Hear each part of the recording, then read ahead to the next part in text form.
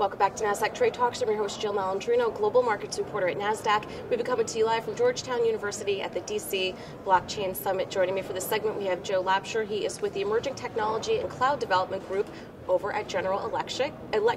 We're going to focus on how blockchain technology can break through for enterprise solutions. Joe, it's great to have you on set with us here. And Thanks. Part of it is getting government on board to really adopt this on an enterprise level. Yeah, for sure, definitely.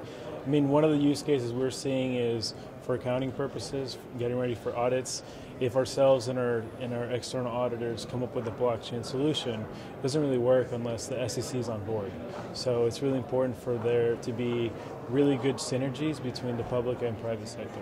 All right, and there also needs to be a return on investment, ROI, on switching these technologies over. And this is a conversation that we've had with many of the guests on the show. Legacy technology is always going to make the C-suite a little bit nervous. So how do you implement that to bring it up to speed with current blockchain solutions? Yeah, so one thing to keep in mind is it's never a good idea to just implement an emerging technology just for the sake of implementing emerging technology. So switching from legacy systems, you got to focus on what friction you're removing and will you get a return on investment.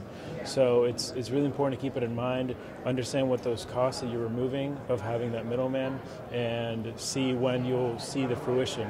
R&D takes time and energy, so you got to see, what the timeline looks like and when you can actually implement it and see in production. Right. Well, part of it too is filling the education gap because it is a new technology, and there's filling the education gap for executives, and then also getting skilled workers because there's just not enough of them out there. How is GE helping to address that issue? Yeah, so within GE, we have a pretty big blockchain community. I manage a Yammer group, sort of like the Facebook of our enterprise, and we have 1,500 members. We have quarterly talks, tech talks on some of the projects that we see, some of the developments in the private sector. I'll be sharing my knowledge that I'm learning from this conference, and we have a couple of proof of concepts, a couple of teams working on their production solutions, and it's important to just have these talks and be able to answer questions when they arise. All right, and to wrap up here, is blockchain at the point where it's mature enough to handle enterprise issues, to oversee these larger risks? I would think, and quoting back one of the speakers, it said, we have to not speed, but we don't have a speed limit. So we were waiting for those regulations from the SEC, from the U.S. government before we implement these solutions. Technology is almost there.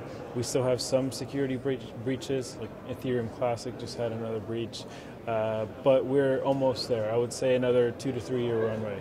All right. Well, thank you so much for joining us at the summit, and thank you for joining me throughout the day. I'm Jill Malandrino, Global Markets Reporter at Nasdaq.